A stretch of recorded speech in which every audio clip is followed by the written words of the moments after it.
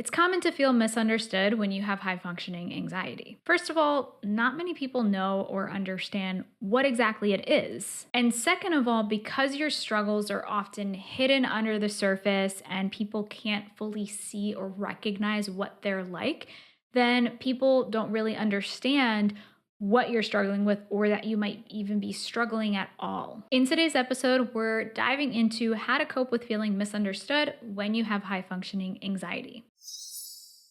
This is episode number 128. Welcome to Calmly Coping. My name is Tati Garcia, and I'm a licensed therapist and coach specializing in high functioning anxiety. I help high achievers overcome high functioning anxiety so they can feel more calm, balanced, and confident from within. If this topic interests you, then please like, subscribe, and hit the notification bell so you get notified whenever I release a new episode. Thank you so much for tuning in. Okay, first, pause. If you're not sure what high functioning anxiety is or whether or not you have it, then go and take my free quiz. Do you have high functioning anxiety? So you can take the quiz and it's going to give you personalized results. You can take the quiz for free by going to hfaquiz.com. All right, now into the episode. So if you're watching the video, you can see I am wearing I actually crocheted this sweater. It's my nice orange sweater in honor of Thanksgiving, which when this episode comes out, tomorrow is Thanksgiving in the US. So happy holidays to anybody who is celebrating. And, I think this is a great time of the year to focus on and bring the intention back to practicing gratitude. So I know that's always an important thing to do year round, but I think it's always great to have that focus back on practicing gratitude this time of year. So it can be a great practice to just identify for yourself now, what are you grateful for? And I'm grateful for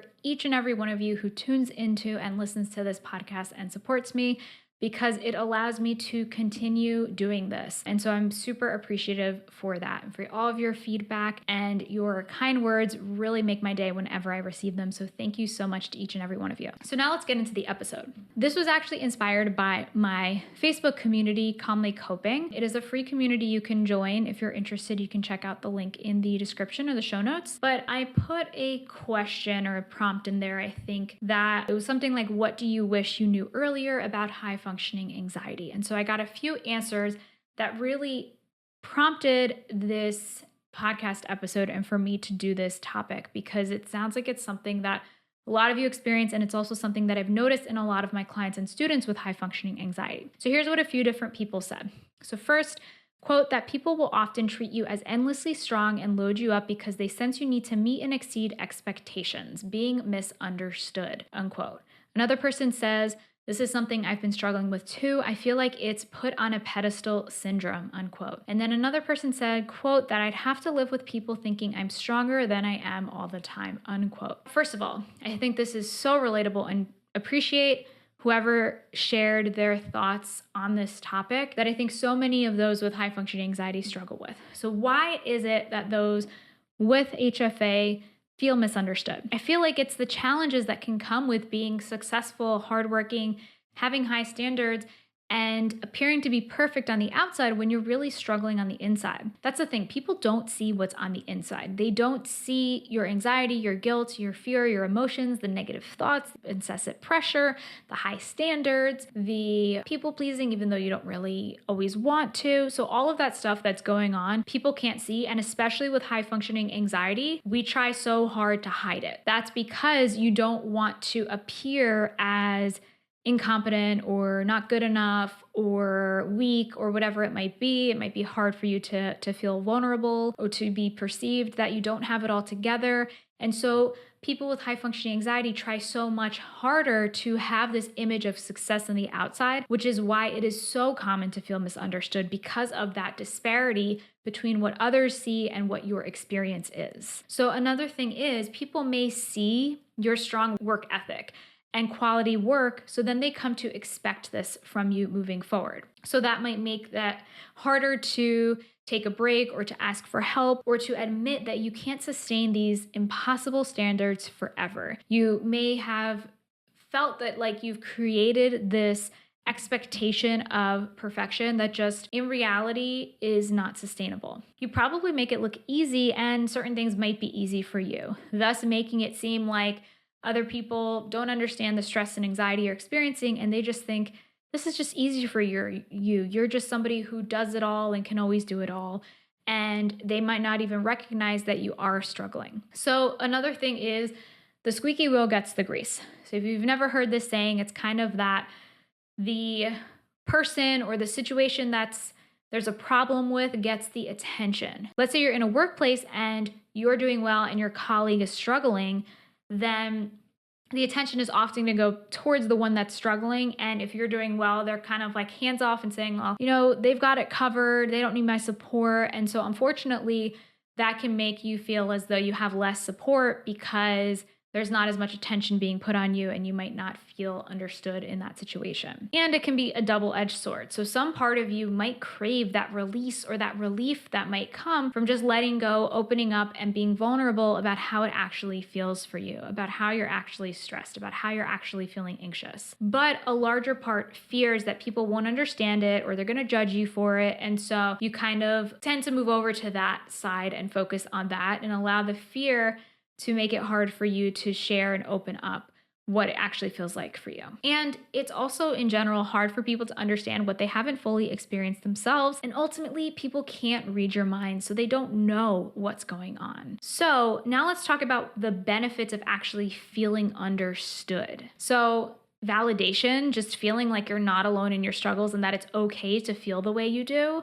Another benefit could be giving you hope and a positive vision for the future that things can get better and you're not always going to be this way and you have some support and some person or people to rely on and to get help from when you need it. Also, maybe feeling like you can rest, so like you don't have to appear put together and unbreakable 24/7 because that's exhausting.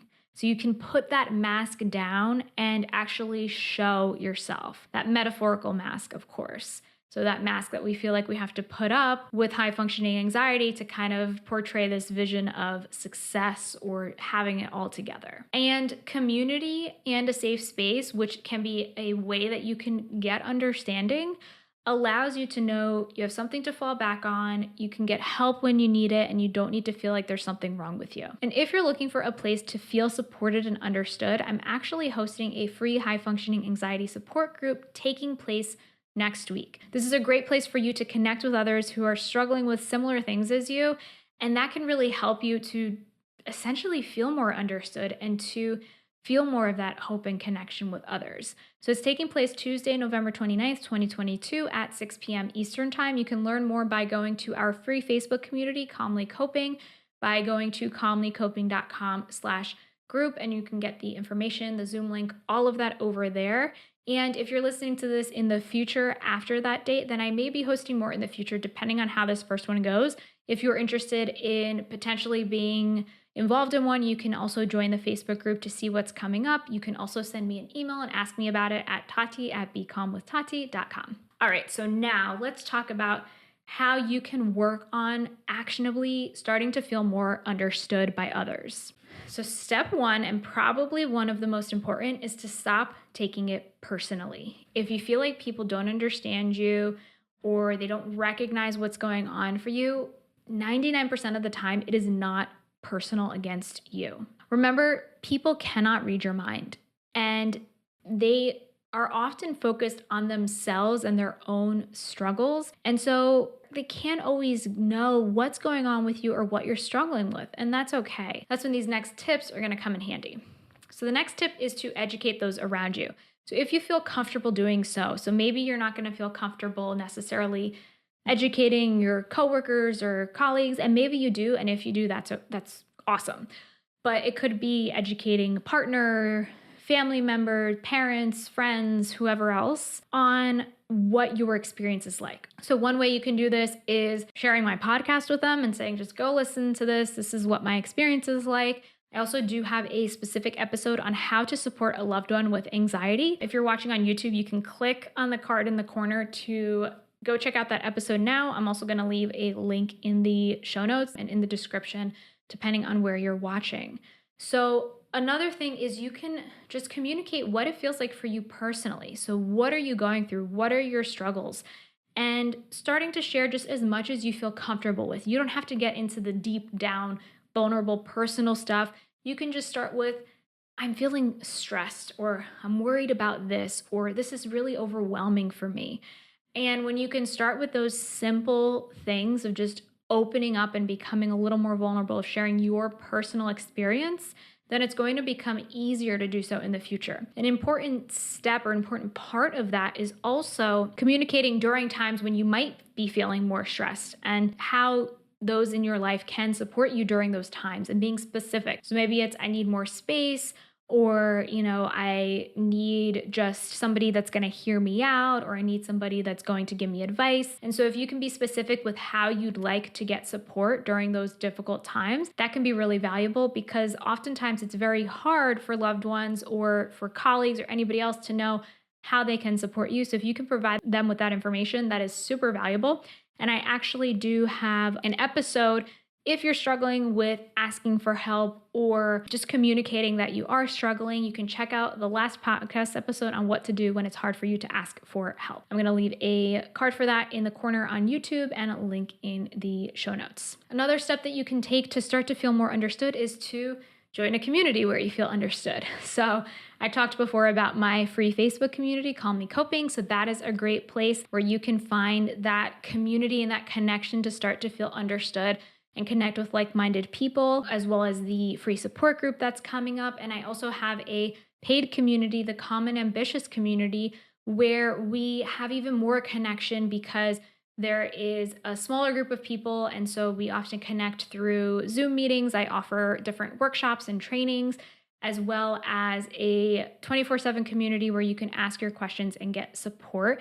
And my members have communicated that just that piece of feeling like they're not alone and getting that connection with others is so invaluable. And you can learn more about that in the show notes. So another step to help you feel more understood is building on the education one, but it's opening up and being vulnerable. The number one antidote for that feeling of shame or feeling misunderstood and feeling like there's something wrong with you is talking about the thing that you're feeling misunderstood about, or that you're feeling that people don't really fully understand or aren't accepting of or don't recognize. Let's say if people think you can handle more than you actually can, or they're putting you on a pedestal, then practice being open with what your actual experience is. And this can be hard, so it's easier said than done. But oftentimes, practicing being open with it can help to bring that feeling of relief. And at least, even if you cannot control if the other person understands you or not, at least you have communicated what that's like for you and you've done what you can. Doing it in baby steps that feels comfortable for you is a great way to start practicing that. So one example that I put down here related to that situation where, let's say, somebody's putting a lot of expectations on you. Maybe you can say something, and this is like a work situation. I appreciate you having so much confidence in my abilities, and creating quality work is important to me. Because I put so much effort into my work, it's important for me to have time to recharge between projects. This will allow me to put my best effort forward. And this is what that looks like for me. And, giving a specific example of what that might look like for you. Or maybe just saying, I'm feeling stressed right now. This is what I need right now. And being specific in how you can get support from others, or maybe you need space or time or whatever it might be. Or you can even share, sometimes I struggle with anxiety, and if that happens, is it okay if I let you know? And maybe this is with a partner or a friend, and this is what I need, and it's going to help me in those moments. Maybe it's taking a step back,